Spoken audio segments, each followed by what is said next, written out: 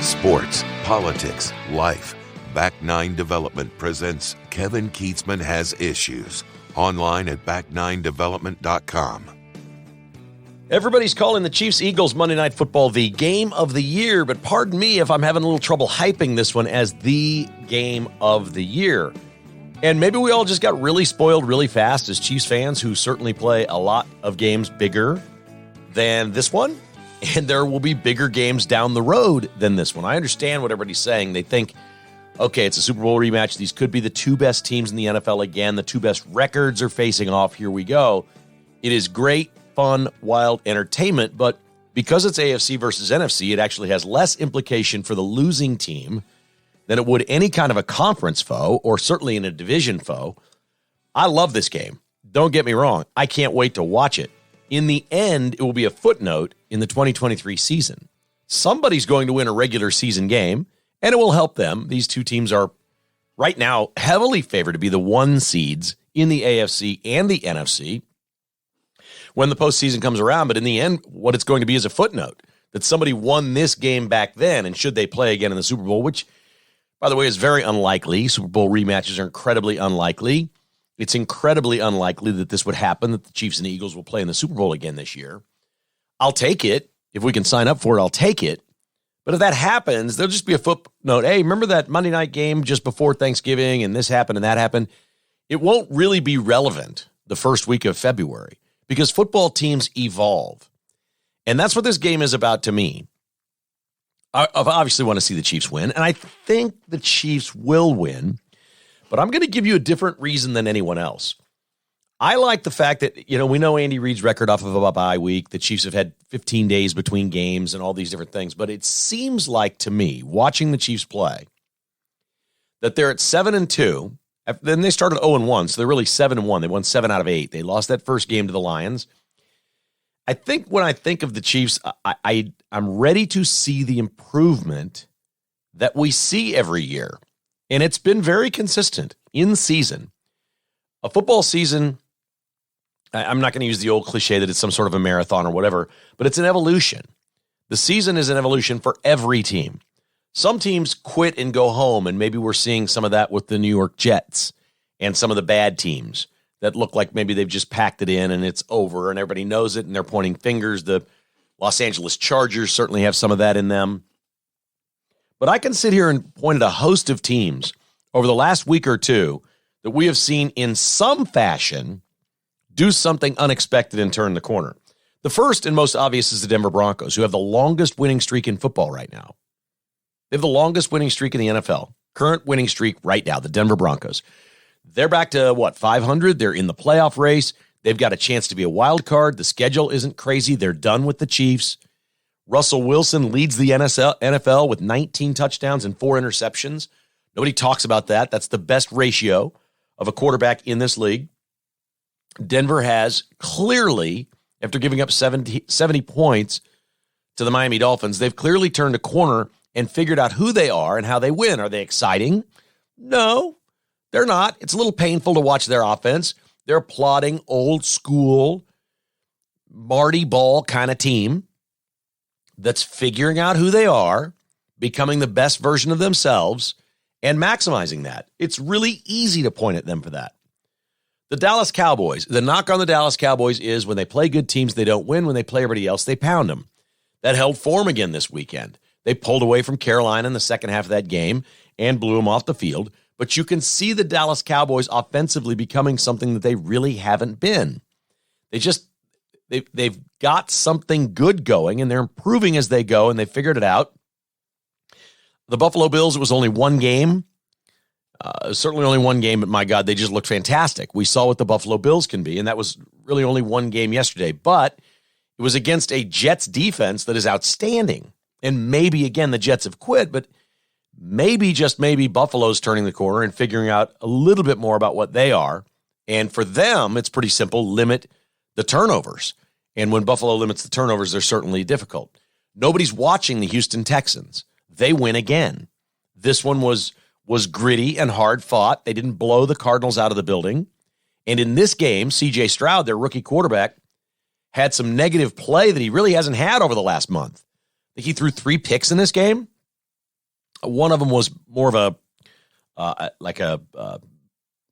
arm punt, I guess you could call it that. But he made a couple of just ridiculous passes and throws for touchdowns, and they won the game 21-16. They win by 5, and I don't care if you're playing the Arizona Cardinals or not. If you're Houston and you're becoming good, and right now Houston is in the playoffs in the AFC, they've clearly figured out who they are from the beginning of the season. This is an evolution for the Houston Texans. They're becoming who and what they are. But our Kansas City Chiefs, they've kind of been the same all year. If you go back to the opening game, we were frustrated by the offense. There was no real weapon to throw the ball to. The Chiefs don't have do the Chiefs have the worst start? I mean, we like Isaiah Pacheco, but, it's a little bit like we like some Royals players that can play defense sometimes. We just like those guys. Even though we know they're not really great. Is Pacheco a great running back? No. Does he get some tough yards sometimes? Yes. What do the Chiefs have? They have Patrick Mahomes. They have Travis Kelce. They've got a pretty expensive offensive line. They've built this line thinking it's going to be great. But they really have Patrick Mahomes. The evolution of this team is figuring out the receiving core. The Chiefs are not going to be a lineup and run the ball kind of team. They clearly struggle in short yardage situations, and I don't think they're going to fix that this year. They're not going to let Mahomes quarterback sneak like everybody else in the league is doing. Andy Reid is not going to do that. He's going to stand pat on that. Now, he may, in the playoffs, there may be a point somewhere in the postseason where you do that and your season's on the line, but he's not going to do that in the regular season. He's not going to risk his quarterback and do that. It's already dangerous enough to be Patrick Mahomes because he scrambles and runs around for first downs and takes plenty of shots the way it is. So where is the growth? Where does it come from? Well, you'd like to say familiarity with the receiving core. Kadarius Toney's been here over a year now. Sky Moore should be maturing into a better player. But the obvious key to the Chiefs offense to me is Rashee Rice. This is a bigger receiver. He's a little more physical. He's a little bit like a player in basketball that is, not as tall as the guy that he plays against or quite as big, but he's really good at boxing you out and using his body to either set a screen or get a rebound or whatever it might be. That's Rashee Rice. And the Chiefs should be able to do that. He's also had a couple of flashes we've seen when he catches the ball, the yards after catch, he's got a burst. He's not Tyreek Hill, but he's got a burst that it doesn't look like the other receivers have. So to me, that's it. And after you've played more than half your season and had your 15 days, your bye week, okay, a natural progression is for Rashee Rice in the second half of this season to really turn it up, to no longer be a rookie. I'm tired of hearing that he's a rookie or was a draft pick or whatever. He's been here long enough. He's been through it all. He's had plenty of reps with Mahomes. It's time to turn the thing up. If he's going, look, there's plenty of players in this league that if you're going to be a baller, it shows in your first year. Like we can sit around here and wait on Sky Moore all we want. I think Sky Moore is McCole Hardman. I mean, these guys are NFL caliber players, but they're not stars. We'd see it. If Rashee Rice is going to become a legitimate number one receiver with the Kansas City Chiefs in the NFL, we're about to see that over the next few weeks. Now, is tonight the night?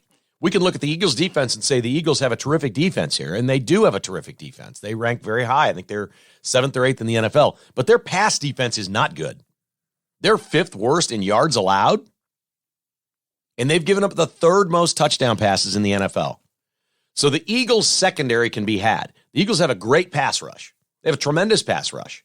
But remember in the Super Bowl when the Chiefs put 38 on them and Mahomes was hobbled around with a busted up ankle, you remember that game? Mahomes dropped back in the Super Bowl against the Eagles 34 times, and the Eagles got 0 sacks. 34 dropbacks, no sacks. My guess tonight is they will send extra pressure and there will be blitzing. That their goal is we're going to hit Mahomes, we're going to get him to the ground 3 or 4 times, and if he beats us on a throw or two, he's going to beat us on a throw or two. Now, the way you beat him on that blitz is the little slants to Rashee Rice and hit that seam and go. And that secondary doesn't tackle very well, and they've given up a lot of touchdowns, and I could see Rashee Rice with a 50, 60, 70-yard touchdown in this game tonight where the pass is maybe only 12 yards downfield. That's what I'm looking for. I'm looking for that explosion out of Rashee Rice. I don't need him to run 50 yards downfield and throw it 50 yards downfield. I mean, I'll take it, but that's not really what he is. He's a guy that beats you off the move, can create a little bit of space, and then bust away from you because he's big enough to not just get tripped up. So that's the number one thing I'm looking for in the second half of the season is the development there. So the Chiefs have the Eagles tonight, and we'll call it the game of the year. I'll go with that because everybody else is. But then you've got a whole bunch of teams that aren't in the playoffs. Like the Chiefs don't have one game left after tonight against a team in the playoffs currently. Not one. They have the Raiders twice, the Packers, the Bills, the Patriots, the Chargers, and the Bengals. Now, those games sound a lot harder than they are. We're talking about teams that are not in the playoffs. As the schedule breaks right now, the only team left for the Chiefs that they play the rest of this year that is in the playoffs is tonight, the Philadelphia Eagles. And I don't buy this is a measuring stick. I mean, this is a team that you've beaten. This is a team that you beat in the Super Bowl. There's no measuring stick. The Chiefs are the measuring stick. I don't really like hearing that.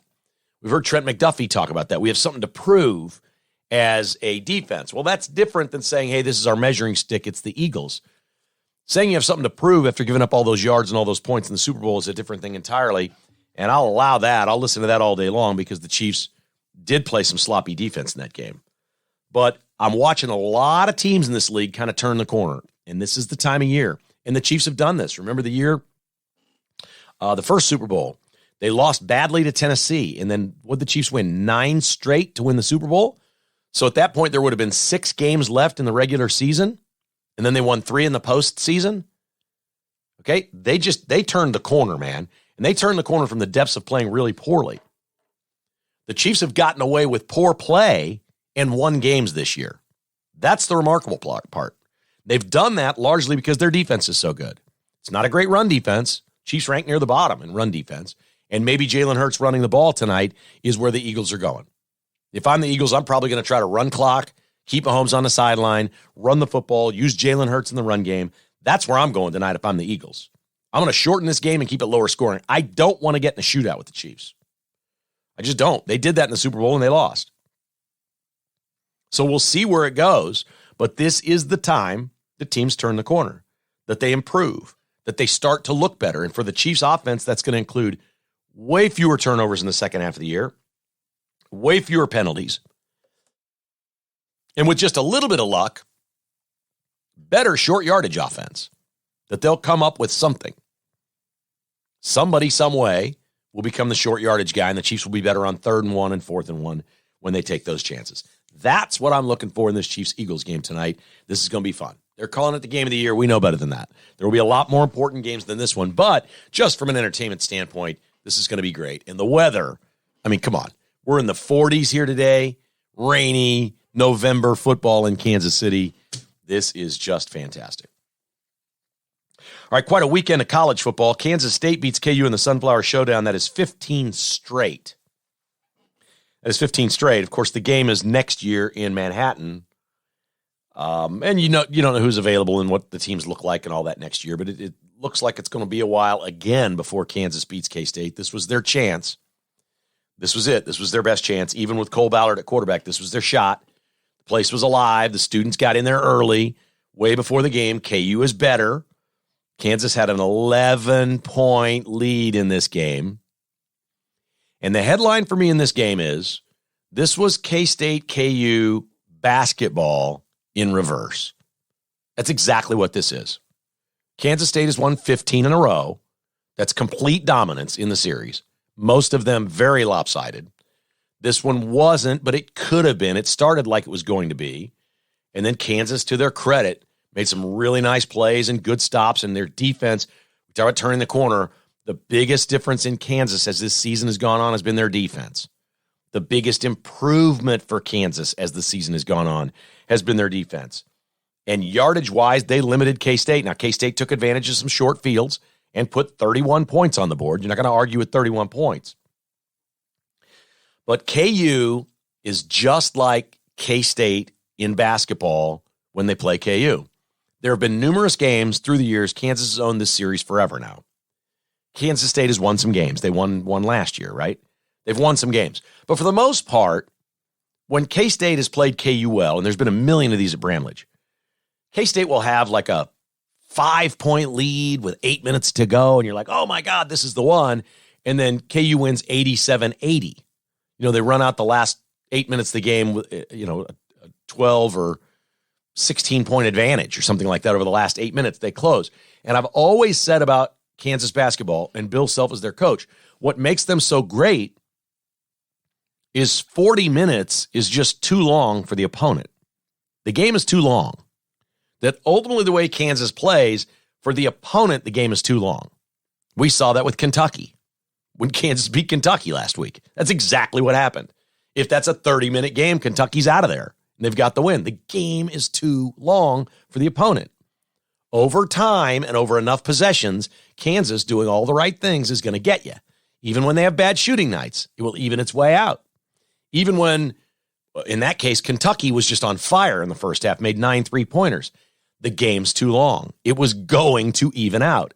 And Kentucky missed a whole bunch of threes in the second half, and KU won the game, even though it looked dire. That's what this was for K-State. That's what this was.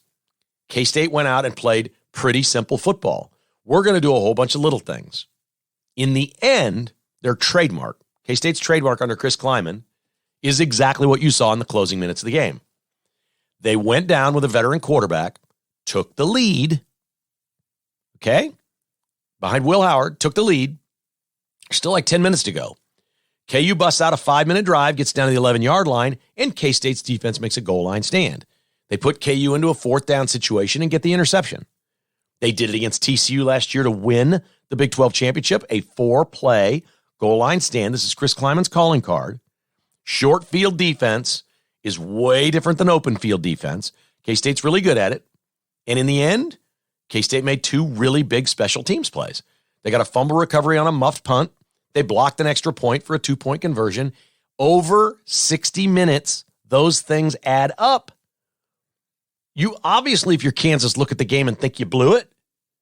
But here's the deal. Kansas is still the team that's going to muff a punt or get a kick blocked or some of these little things that they don't take care of. It seems like a really small thing to correct. It is not.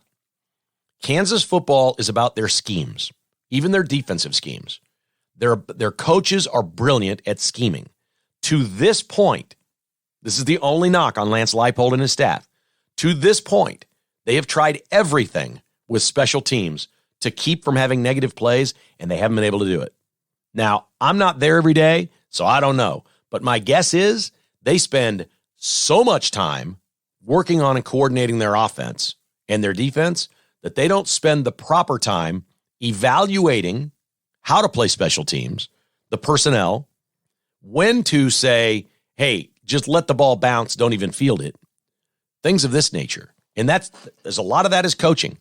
You don't go running full bore at a punt that's in front of you that's going to hit at the 50-yard line and set you up in great field position and then not catch it. It's bad strategy. Just let it bounce. Don't go running full bore for the punt. That's a harder catch. Everybody knows it. These seem like small things, but Kansas hasn't gotten those covered yet. And in the end, the game was too long for KU. They had their 11-point lead. It looked great. I'm getting videos. My wife and her friend at the game, they're taunting me and my buddies. I got some buddies over here at the house watching the game. And Jessica and her friends at the game, and they're sending us videos. The whole thing. I'm like, there's a lot of time left here. I've seen K-State play a lot of football. There's a lot of time left in this game. And K-State played solid, clean football where Kansas did not. The game was too long. Will Howard finished with 2 touchdown passes and a run to win it. It's probably his last game against Kansas. I don't know what's going to happen at quarterback next year with K-State. Obviously, Avery Johnson's going to be taking over. And Will Howard, I think, still has another year. Does he transfer? Does he go pro? What does he do? I don't know. Kansas was brilliant in their use of Devin Neal as a quarterback, as the Wildcat in this game. 138 yards rushing. Cole Ballard was okay. He threw a couple of picks, but he was okay in this game. It was just a typical K-State kind of grinded out win, and they get Kansas. Kansas is playing basketball on Monday night against Chaminade. They're out in Hawaii for a tournament. K-State got drilled on Sunday. This is not looking good for K-State and Missouri. We're going to get to Missouri here in a moment. But my goodness, K-State was just they wind up losing 91-83 in the worst final score of any game I've seen this year. K-State was down 24. I mean, they were just getting drilled by Miami in the Bahamas. It was unwatchable. Nigel Pack, the former Wildcat, had 28 points in this game for Miami. He hit 7 3-pointers, was the MVP of the tournament against his former team. Miami's good. They're 5-0. K-State falls to 3-2, and they don't look good. They don't look good. They got another overtime win the other night in the first round of this tournament, which somehow Jerome Tang is 6-0 in overtime games. Look, they were 26-11 last year. They're 3-2 this year, so that'd be 29. He's 29-13 at K-State. He's 6-0 in overtimes. If they give up one more point in those 6 games, he's 23-17. All right, so when I say a game is too long, I'm wondering if we're starting to see the clock, the season is too long for Kansas State. Eventually, the really great fortune they had last year, and they had a couple of guns now. They had a couple of dudes, as they like to say, in Manhattan. Eventually, that good fortune runs out, and I'm wondering what kind of team this is going to be. They're picked 6th in the Big 12. I think right now, if you're K-State, you'll take 6th in this conference. From what I can see with what they've got this year, I'd take 6th right now and run with it and hope it got me into the tournament. Missouri loses to Jackson State. We're going to get to Missouri's football game in a moment. Missouri loses to Jackson State, and this is just inexplicable. Jackson State was 0-5. 0-5. Jackson State scored, well, they won the last minute of the game 8-1. They finished on an 8-1 run, including a bucket with 5 seconds left to beat Missouri. This one's going to leave a stain. Okay, that's when you wind up, you're a bubble team or something. At the end, they'll go good wins, bad losses. There's your bad loss. Jackson State at home, their only win of the year. They were 0-5, and they beat Missouri, and Mizzou's got problems. I mean, there's a lot of reasons to like Dennis Gates and Jerome Tang, and everybody's excited around that. But my God, how bad is this start for these two? Some sheer ugliness we've seen out of Missouri and out of Kansas State. But there was nothing ugly about the Brady Cook to Luther Burden 4th and 20 pass on Saturday night. That was an absolute thing of beauty. And the Missouri Tigers, I thought they were going to win this game pretty easily. I didn't know that Florida had much fight left in them. Like, I thought they were just going to be pretty much checked out at this point. And Florida was not. And we forget sometimes that Florida recruits at a very high level, and they've got great athletes and great players. And they came and they played a spirited game, and they did a lot of nice things defensively. And it was a hell of a football game. It was just a hell of a game. And if you're Florida, you want to talk about a bad feeling, 4th and 20, and almost every college coach does this. They rushed 3, and Brady Cook just stood there. And here's my problem with rushing 3, especially in college, when it's 4th and 20. It seems good on paper. We got 8 guys back. But what you're basically saying is, we're going to give the quarterback all day to throw. We're just not going to give up a touchdown right here. No, 4th and 20s where you say, we're not letting you get 21 yards. If you bring the house there, no receiver has long enough to get 20 yards downfield. Cook would have to get rid of it before anybody got past the marker. But Luther Burden, he's running about 3/4 speed, man. He's just trotting down to a spot where he turns around and squats, and Brady Cook puts it right in there. I mean, it was a thing of beauty for Missouri. But, I mean, he could have had a cup of coffee and a croissant back there. He had so much time to throw on that play. Florida botched the defensive call on that play, but that's not, one play isn't the difference of a game. Missouri kept itself in position to win the football game. Then they made a hell of a play. And at that point, you're thinking Harrison Mevis, and what's it going to be? And it didn't have to be a long one. Missouri get a couple more plays. They get down there, a 30-yard win, and the second he does the Gator chomp. Harrison Mevis had himself a couple of nice kicks in Columbia this year to beat Kansas State and beat Florida, and he did the Gator chomp after this one. This was one of the most remarkable wins in Missouri history.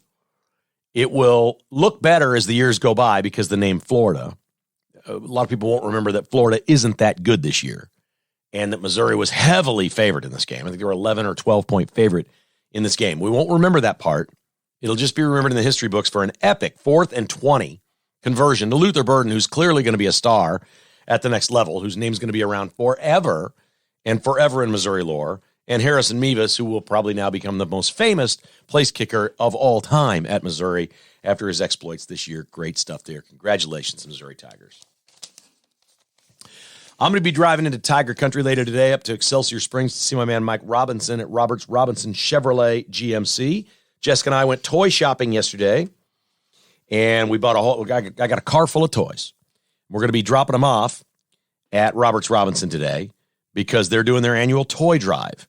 Meet the Need is the local children's charity in Excelsior Springs to receive Christmas gifts. So they're collecting toys at Roberts Robinson. We'd love it if you donated. Whether you could go there or just hop on the Amazon and order a $7 Lego toy and have it shipped to Roberts Robinson in Excelsior Springs. You can find their address on their website. It's easy. And just send it to Mike Robinson and have those toys show up, and that'd be awesome. We've had a couple of listeners say they're doing that. I don't need you to send a bunch. Just send a toy to Roberts Robinson. Anything that you like or you think a kid would like. You don't have to spend a bunch of money. It'll make you feel good. It's the right thing to do, and you don't have to send a whole bunch of toys. Really, just taking 5 minutes on your phone on Amazon and sending a single toy to the dealership is a good thing to do. Roberts Robinson, Chevrolet GMC in Excelsior Springs. Cross Kitchens KC is your remodeling company.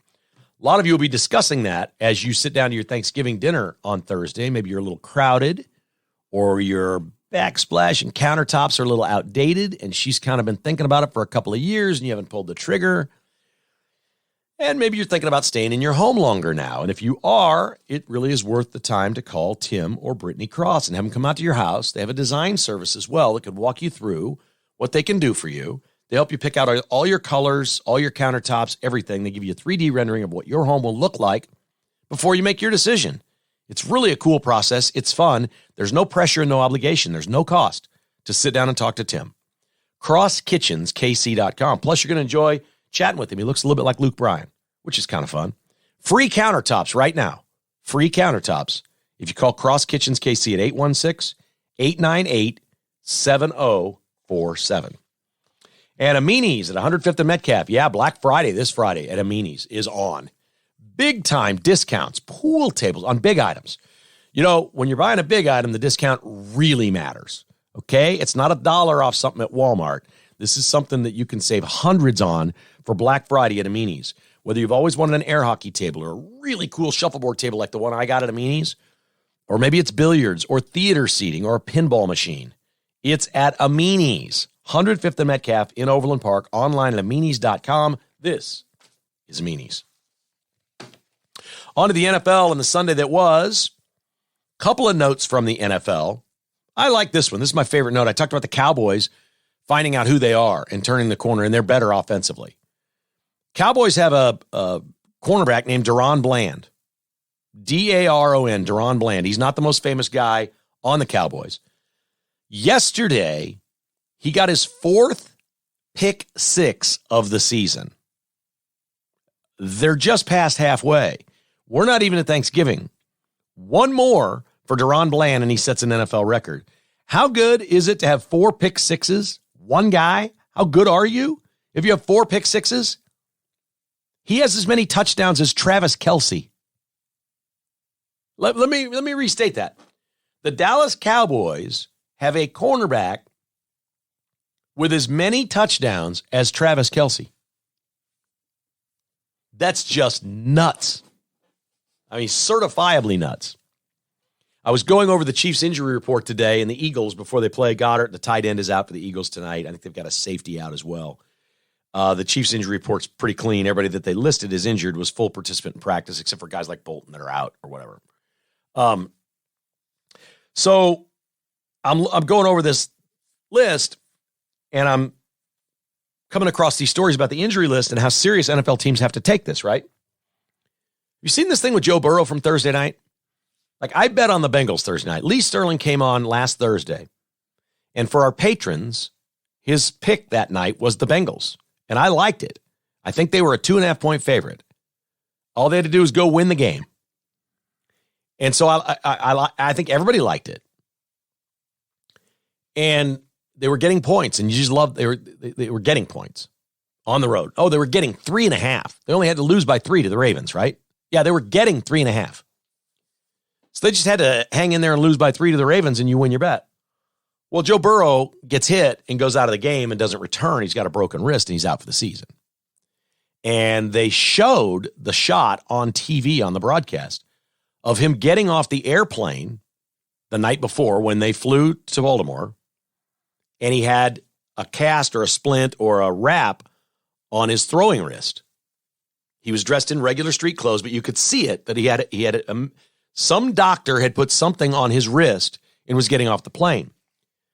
Okay, no major controversy there, except they never, ever listed him on the injury list. So if Joe Burrow that week had been listed as a wrist injury on his throwing wrist, it would have been the biggest story of the week in the NFL. Nobody I know would have bet on the Bengals that night. We just sat it out or played the Ravens or whatever. It really matters. The NFL is intertwined with betting now. There's no running from this. The Bengals need to be clobbered. They need to lose a draft pick over this. Not just a big fine, but a draft choice. The NFL needs to take a draft choice away from the Cincinnati Bengals for not reporting a quarterback injury on their injury report. This is an absolute. This is a major deal. Dave Portnoy, who owns Barstool Sports, bet $100,000 on the Bengals in that game. Everybody, all the public were on the Bengals. Everybody liked it. The Bengals are good. They're getting 3.5 points. Division game against the Ravens. Great. They just got to keep it close. They could even lose and you can win your bet. It was a good bet. Except nobody knew Joe Burrow was hurt. This needs to be a big, big deal in the NFL. They need to embrace what they are. Two owners, Robert Kraft and Jerry Jones, were co-founders, for crying out loud, of DraftKings. They're like, some of the owners actually own the gambling companies now. Like, it's completely intertwined. It's all one thing. It's all one thing. And they've moved to Vegas. Everything, it's on. The Super Bowl's in Vegas this year. It's on. The NFL's like, the world's changed. We're embracing all of this. If you're embracing it, these teams have to be in on this. The Cincinnati Bengals cannot do what they did. They cannot keep their quarterback off the injury report. This needs to be a draft choice lost. That's not unprecedented. They've taken draft choices from teams before for cheating, and that's what this would be. This is a bigger scandal than sign stealing. It is. This is a much bigger scandal than sign stealing. It's your quarterback. Rules are rules. You have an injured player, you must list them as injured. There is a reason why, and it's got nothing to do with whether the Ravens know your quarterback's hurt. The rules in place for the bettors, for the gamblers. That's why the rules are there. Bengals need to be hammered on this thing. They need to be hammered. And I'm with Dave Portnoy. I think they looked at the handle, all the number of bets that were made and the number of people that bet on this game. And if Dave Portnoy's filing a class action lawsuit against the NFL. I think he's got it wrong. I think he should file the class action lawsuit against the Cincinnati Bengals. That's who I'd do it. And furthermore, I'd file a personal lawsuit against the head coach, Zach Taylor. Somebody said it's going to equate to like $1.71 for everyone in the lawsuit if he won. Somebody said, well, why don't the gambling companies just pay him back? Well, it's not them. Gambling companies didn't do anything. Sportsbook isn't going to give you your money back on that. It's got nothing to do with them. That's a big, big deal.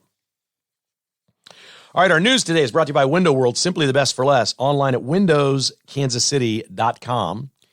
It's been raining here the last couple of days. If you're seeing some drips and dribbles coming through your window, or you're feeling a draft of cool air through your windows, Window World can work in the winter, man. They can do this. They can do most jobs in a day, and they'll wait until we get a nice 50-degree day to do your windows. They also do nice storm doors and siding on your home. windowskansascity.com. Customer service is king. They are the official windows of the Chiefs. Their products are American-made, and they have 0% financing available online at windowskansascity.com. MyPillow.com and the promo code KKHI. Saw a friend over the weekend that bought one of those really expensive pillows. Well, it was Jessica's friend. I went over there to drop her off. She's getting in the car with her friend, and there's a bunch of stuff in her car. One of those things is one of those really expensive Tempur-Pedic pillows, and it's still in the box. I'm like, oh, you got a new pillow? And she goes, yeah, I'm taking it back. It's too expensive. I don't like it. I said, get a MyPillow. She goes, really? I said, yeah, promo code KKHI. She doesn't listen to my podcast. I'm like, come on. Promo code KKHI at MyPillow.com. Sleep better. They have multiple choices of these great pillows. I've slept on a MyPillow for almost 15 years. I swear by them. I love MyPillow. I absolutely love it. I could spend 3 times as much, not sleep as well. It's great. In fact, just last week when I washed the sheets, I washed the pillow, and it just brings it completely back to life. It's like it's brand new. These are really good pillows. MyPillow.com, promo code KKHI. Fry Orthodontics, 14 area locations to best serve you. Dr. Jeremy and his staff would love to create a perfect smile for life for your teenager or fix your grill, even if you're like me and you're in your 50s. You got a couple of crooked teeth, let them fix it for you. It's never, ever too late to have a beautiful smile. FryOrthodontics.com. Get your first consultation free. If you mention Kevin Keatsman has issues, log on to FryOrthodontics.com where your smile is just the start. And our friends at the Finch Knife Company are just a fantastic Christmas gift idea. The pocket knife. What a great gift idea for almost anyone. They got various price points and ranges. Go to their website and see them all. They're absolutely gorgeous. The Flint series is cool. The Shiv is really cool that came out. They've got awesome pocket knives. FinchKnifeCo.com. These are great local conservative dudes. This is their Act 2.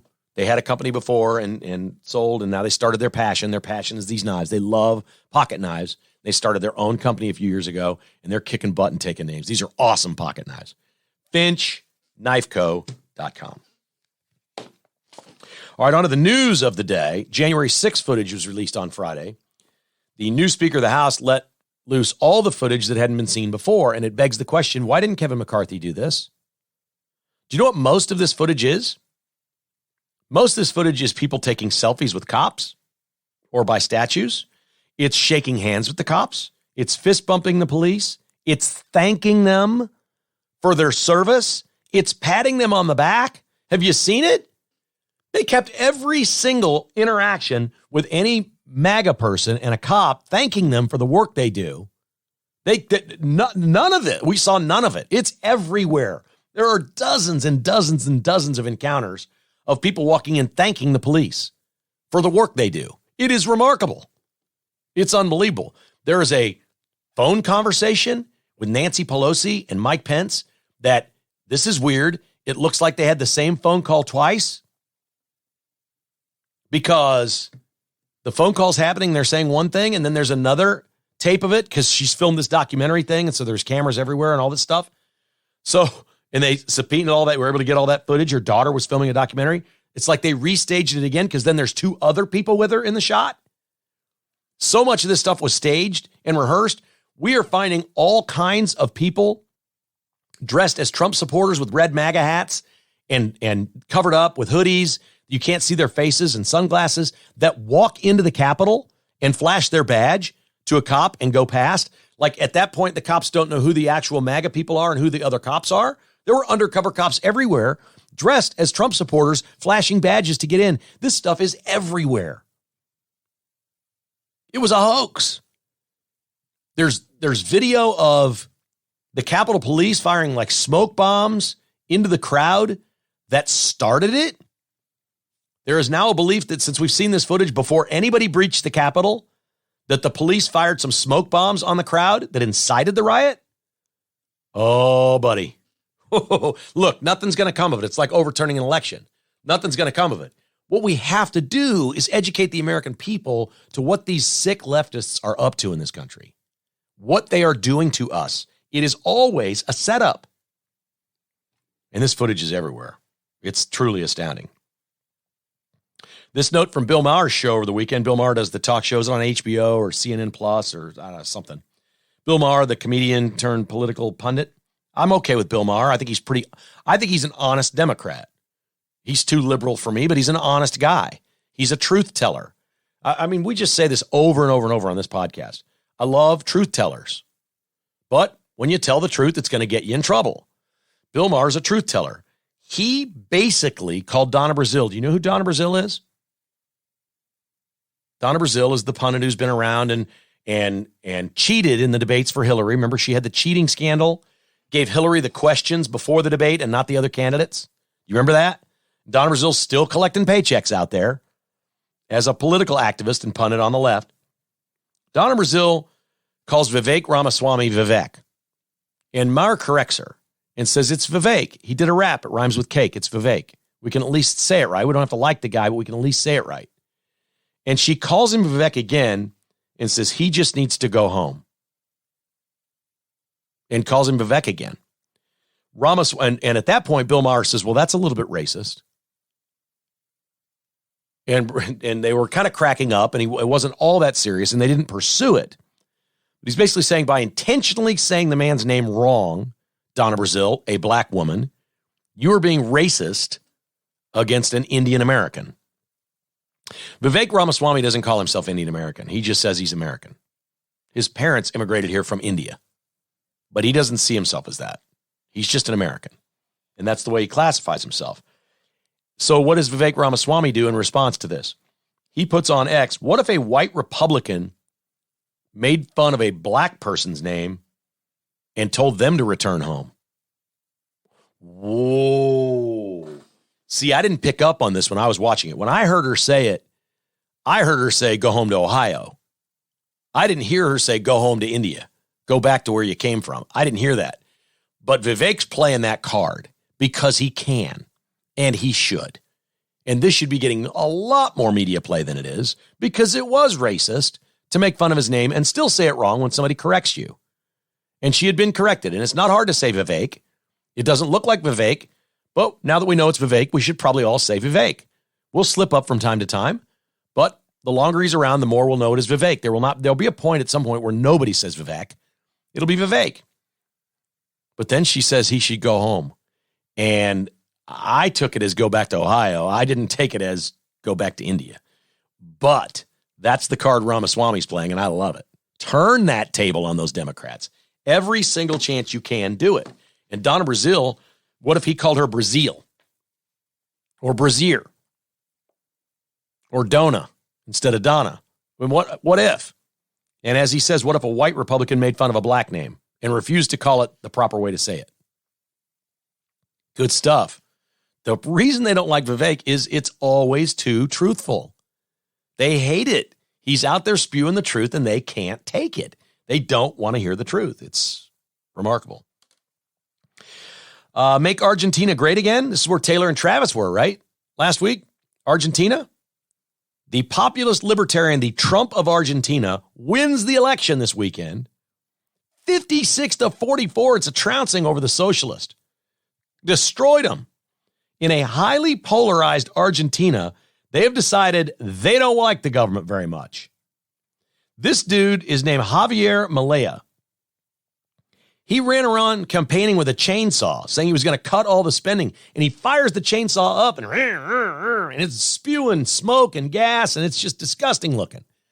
Now, I don't want to think there was a blade on there spinning. You couldn't really tell from the video I'm watching, but it's a running chainsaw, and we'll hope that the blade was inactive in some way, because there's a bunch of people around. He's like in a crowd with a chainsaw. This guy wins. He doesn't just win. This is a beatdown. 56-44. Trump congratulated him already. He's known as the Trump of Argentina. It's happening in Spain. There are places all over. There's uprisings of conservatives, libertarians, people that have had it. People that have had it. And Argentina's had enough. They're going to cut their spending. They don't like their interest rates. They don't like the cost of things. They don't like the way their government's spending money on things that don't benefit Argentinians. Really? Who knew citizens would want the government to work for them? Cardi B would like her government to work for her. Cardi B is a rapper, a singer. We've talked about Cardi B on this podcast before. She supported Joe Biden, because you're not really black unless you're voting for Biden. If you're not voting for Biden, you're not really black. So Cardi B dutifully has supported Joe Biden until when? Until now. She has joined Taylor Swift, Bruce Springsteen, and others who say they're out on Biden. We got to have somebody else. But at least Cardi B speaking some substance. She says foreign wars are stupid, and we shouldn't be spending a nickel in Ukraine or Israel. Those dollars should all be going to our inner cities to help revitalize our cities. Hey, I don't think that money's going to fix the problems in our city, but I'm for it. If they want to go take $200 billion that we're throwing away in Ukraine and spend it in every American city, I'll take it. That's a couple billion in Kansas City. We could put it to a downtown ballpark. Or whatever. It's so much money, it's unfathomable. So at least she makes sense. She says, I'm done with Biden. I supported him in the past, but I'm done supporting him as long as he's funding foreign wars and our cities are crumbling. Because our cities are killing black people and keeping them impoverished. They're waking up to what the Democrats are. It's so fantastic. Welcome aboard, Cardi B. You can vote for Trump. It's okay. That crazy comedian guy, gosh, I've forgotten his name. He was all over Twitter this weekend. He's an actor, comedian guy. He's been the biggest Trump hater ever. And he took to Twitter and goes, my God, you're all going to hate me for this. But if it's Biden and Trump, I got to vote for Trump. He said, I hate the guy. He said, I despise the guy. I think he's the lowest life form on the planet. I hate him, but he's a better president than Biden. I'm sorry that I can't remember his name. It went viral. Tens of millions of people have seen it. And he is the biggest Trump hater you've ever seen. He's made his name off hating Trump. He's like, if that's all I got on the ballot, I can't vote for Biden. Maybe he'll write somebody in, but he's like, I can't vote for Biden. They're all jumping ship on Joe Biden, which, by the way, is bad for us. And now they're talking about impeachment of Biden. We go doing that, we're going to hurt ourselves. We want this man running. Prop him up in a chair, put some sunglasses on, weekend at Bernie's. Let's get Joe Biden to the election. We need him on the ballot. Our final today is brought to you by Buck Disposal, online at buckdisposal.com. This is for your job site or your workplace. You have a storefront, a business. A lot of folks have big, giant containers behind their businesses that they have to put a lot of trash or things in on a regular basis. This isn't a regular dumpster where you just go throw a bag of trash, all right? These are your big disposal containers. When Ron Buck tears apart a roof to put a new roof on, they fill up a container with all the old roofing and then have it hauled off. Well, he started his own company to do that for his roofing operation, and he can do it for you. Whether you're remodeling, like Cross Kitchens could use these on job sites, or companies like that, call Ron Buck at 913-242-7695, or just log on to buckdisposal.com. I got a buddy who's going to get a small one. He says they're getting ready to completely clean out their house. They've remodeled. Oh, he's the guy that used Tim Cross over at Cross Kitchens and redid their man cave, and now they've got all this stuff that in storage they moved and older furniture. He's like, I'm dumping it all. So I'm getting a container from Buck. We're doing a clean out day, and they're going to drop that thing one day and come get it the next day, and it'll just be gone. BuckDisposal.com. And Jocelyn's Jewelry, this Black Friday, Jocelyn's Jewelry, big time savings. They've always got great prices. What a great place to get out and go shopping this weekend. Take your wife, your girlfriend, your significant other with you. Let her pick out something sparkly maybe for the holidays. Or sneak in there all alone and don't let her know what you're up to. Tell her you're going to wash the car. And sneak into Jocelyn's. Mention the podcast when you're in there, if you don't mind, this holiday season. Jocelyn's Jewelry, 95th and Antioch in Overland Park. Our final comes from a Coldplay concert in Indonesia. Coldplay is a big band. They're a global band. I've seen Coldplay. I saw them in Vegas. They were outstanding. They're the one of those bands that you think, okay, this is going to be, Coldplay's all right. They're not really a passion for a lot of people. A lot of people think they're a very safe band. That, okay, Coldplay's good, but they're just safe. Chris Martin, their lead, is outstanding. He plays the piano and sings. He's terrific. And these guys are all like runners, like marathon, not like they run every day on the road. They're like health freaks. So they run around the stage a lot. You get there and you're like, wow, their show's actually better than their music. Their music's good, but it's pretty safe. And then you go to the show and you're like, man, that was like a revival. That was really cool. Coldplay's good. They're in Indonesia, 70,000 seat stadium. 500 Muslims protesting outside because Coldplay supports LGBTQ lifestyles. Well, I think most Americans support it. You're okay with it. You don't think there should be a law against it. You don't think somebody should be in prison for it. But 500 Muslim protesters, these are just outwardly anti-gay people. Like, you can't be gay. These are Muslims that live in Indonesia. And then the foreign minister, one of the ministers of something, not the head guy, but the number 2 guy in Indonesia, puts out a press statement and says, we stand with the Muslims outside the Coldplay concert, and we need to start asking ourselves, should we have these bands and people performing in our country when our country has 6 religions, 6 official religions in the Constitution in Indonesia? This was in Jakarta. In Indonesia, they have 6 recognized religions in Indonesia.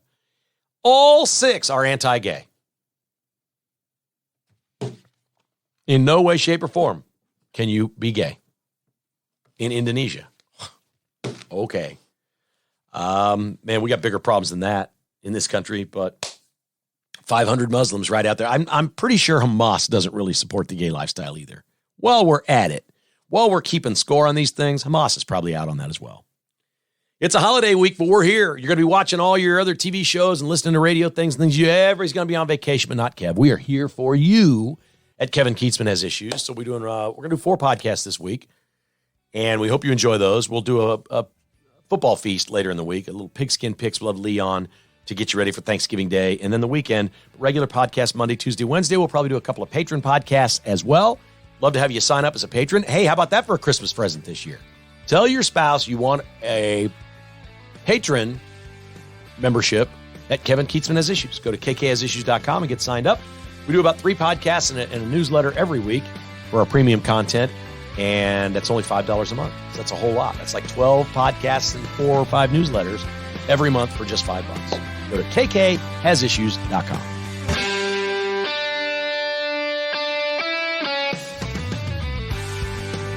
Thanks for listening to Kevin Keatsman Has Issues, presented by Roberts Robinson Chevrolet GMC. To get exclusive patrons-only podcasts, receive a weekly newsletter, and attend in-person patrons-only parties, visit kkhasissues.com and become a patron today. This has been a production of Crooked Tail Media Incorporated.